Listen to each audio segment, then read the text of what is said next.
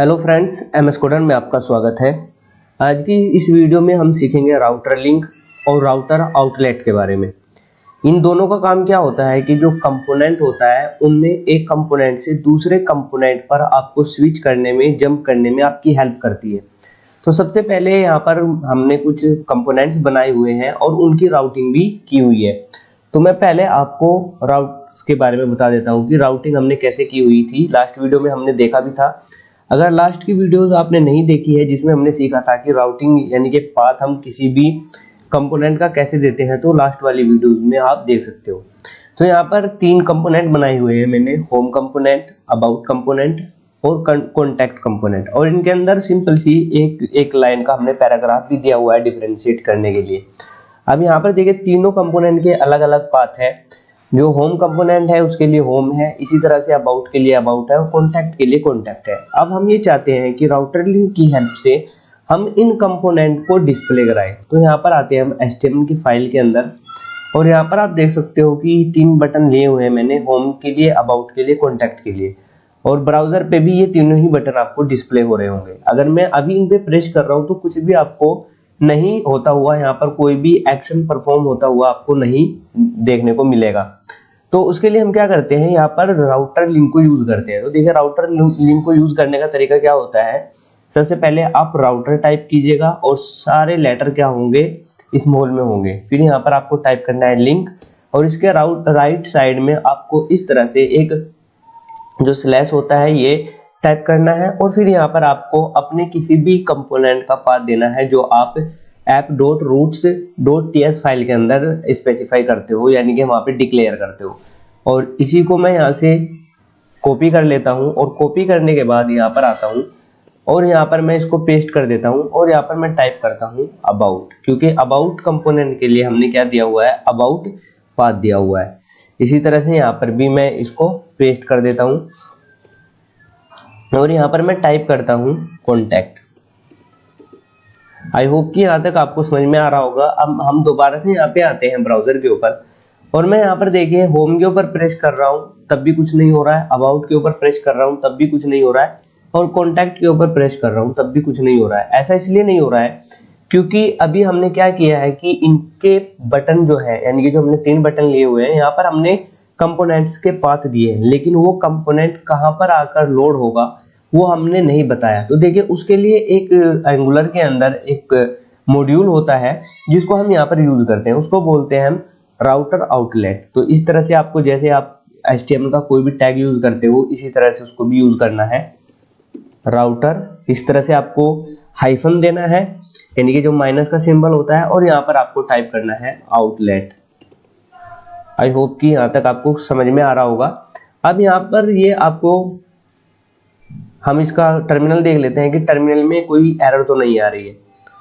तो इसको थोड़ा सा नीचे की तरफ हम स्क्रॉल करते हैं तो आप देख सकते हो कि यहाँ पर ये टर्मिनल में क्या दे रहा है, एरर दे रहा है। तो एरर भी हम पढ़ लेते हैं, इसको थोड़ा सा हम ऊपर की तरफ स्क्रॉल कर लेते हैं और हम एरर पढ़ते हैं। यहाँ पर देखिए एरर ये दे रहा है कि जो राउटर आउटलेट हमने यूज किया है ये इसको मिल नहीं पा रहा है। आप यहाँ से पढ़ भी सकते हो, if router outlet is an angular component. ये बोल रहा है कि अगर राउटर आउटलेट एंगुलर का कोई कंपोनेंट है तो आपको क्या करना है, उसको यहाँ पर इंक्लूड करना है, यानी कि जो उसका पैकेज है वो पैकेज आपको बताना है कि किस पैकेज के अंदर मौजूद है। तो आपको क्या करना है, जिस HTML फाइल के अंदर आप इसको यूज कर रहे हो उसकी जो TS फाइल होती है उस कंपोनेंट की, वहां पे आपको जाना है। तो हम जो पेरेंट के अंदर हम इसको यूज कर रहे हैं, तो पेरेंट का जो कंपोनेंट है इसके अंदर एक TS की फाइल भी मौजूद है। तो उस TS की फाइल को हम यहाँ पर ओपन कर लेते हैं। तो यहाँ पर जो एरे का आपको स्क्वायर ब्रैकेट दिखाई दे रहा है, यहाँ पर आपको क्या करना है, एक मॉड्यूल होता है एंगुलर के अंदर, उसको यहाँ पर इंपोर्ट करना है। तो इस तरह से आप यहाँ पर कॉमा लगा लीजिएगा और यहाँ पर टाइप कीजिएगा राउटर और फिर टाइप कीजिएगा मॉड्यूल। जैसे ही आप राउटर मॉड्यूल यूज टाइप करोगे यहाँ से, तो ये राउटर मॉड्यूल कंपोनेंट जो है इसके अंदर TS के अंदर आकर क्या हो जाएगा, इंपोर्ट हो जाएगा। और इसका आप पैकेज भी देख सकते हो ये किस पैकेज के अंदर मौजूद है। तो यहाँ पर ये आपको दिखाई दे जाएगा, जहां पर ऊपर पैकेज इंपोर्ट्स होते हैं यहाँ पर भी आप देख सकते हो।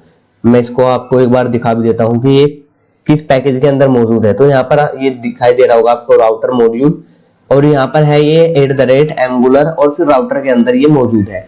अब हम दोबारा से क्या करते हैं, जो टर्मिनल है इसको ऑन करते हैं और यहाँ पर देखते हैं कि कोई अब एरर तो नहीं आ रही है, तो हम फिर से देख लेते हैं, तो ये अब भी एरर दे रही है।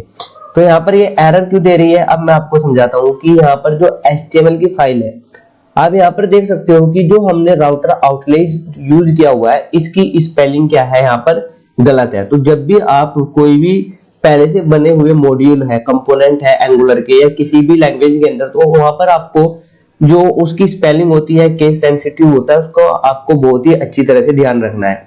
तो यहाँ पर हमें क्या करना है, राउटर आउटलेट के यहाँ पर यूज करना है, इस तरह से आउटलेट यूज करना है। और इसको मैं यहाँ से कॉपी कर लेता हूँ और कॉपी करने के बाद मैं यहाँ पर इसको पेस्ट कर देता हूँ। अब दोबारा से टर्मिनल को ऑन कर लेता हूँ और टर्मिनल को हम नीचे की तरफ स्क्रॉल कर लेते हैं। तो अब आप देख सकते हो कि यहाँ पर कोई भी एरर नहीं आ रही है। अब मैं दोबारा से ब्राउजर के ऊपर आता हूं, तो यहाँ पर देखिए बाय डिफॉल्ट क्या दिखाई दे रहा है, होम पेज। अगर मैं अबाउट के ऊपर प्रेस करूंगा तो अब यहाँ पर आ जाएगा इट इज अबाउट पेज। अगर मैं कॉन्टैक्ट के ऊपर प्रेस करूंगा तो अब आप यहाँ पर देख सकते हो कि इट इज कॉन्टैक्ट पेज। तो यहाँ पर इसका जो राउटर आउटलेट का काम होता है वो क्या होता है कि जो भी कंपोनेंट होते हैं वो कहां पर रिलोड होने हैं, कहां पर लोड होने हैं, उसको ये बताता है। जो भी हम प्रेस कर रहे हैं, यानी कि होम के बटन पे मैं प्रेस कर रहा हूं, तो जो होम कंपोनेंट है वो यहाँ पर रिलोड हो रहा है जहां पर आउटर आउटलेट है। तो इसको हम डिफरेंशिएट भी कर सकते हैं। देखिए यहाँ पर हम कुछ CSS की क्लासेस यूज करते हैं, जैसे मैं टाइप करता हूँ div और इसके अंदर मैं इसको राउटर आउटलेट को यूज करता हूँ और यहाँ पर मैं एक सिंपल सी जो CSS के अंदर हम यूज करते हैं बॉर्डर, वो यहाँ पर मैं टाइप करता हूँ और इसको देते हैं हम 2 पिक्सल सॉलिड ब्लैक। अब देखेगा कि हम ब्राउजर पे आते हैं दोबारा से। अब यहाँ पर आप देख सकते हो कि जो कंपोनेंट का जो कंटेंट यहाँ पर आ रहा है वो एक बॉर्डर के अंदर आ रहा है और बॉर्डर के अंदर हमने किसको लिया हुआ है, राउटर आउटलेट को। यानी कि जो राउटर आउटलेट है उसको रिप्लेस करके जो कंपोनेंट रिलोड हो रहा है उसका कंटेंट वहां पर जाकर क्या हो जाता है, लोड हो जाता है। अगर मैं कॉन्टैक्ट के अबाउट के ऊपर प्रेस करूंगा तो यहाँ पर इट इज अबाउट पेज किसके अंदर आएगा, जो बॉर्डर हमने यहाँ पर लिया हुआ है। इसी तरह से होम के साथ भी यही केस है। तो आई होप कि आपको समझ में आ गया होगा कि जो राउटर आउटलेट होता है उसका काम क्या होता है, किसी भी कंपोनेंट का जो कंटेंट होता है उसको वो क्या करता है, रिप्लेस करने का, यानी कि एक तरह से प्लेस होल्डर का काम करता है। तो आज की इस वीडियो में सिर्फ इतना ही रखते हैं। अगर ये वीडियो आपको हेल्पफुल लगी हो तो इस वीडियो को लाइक करके इस चैनल को जरूर सब्सक्राइब कर लीजिएगा। Thanks for watching.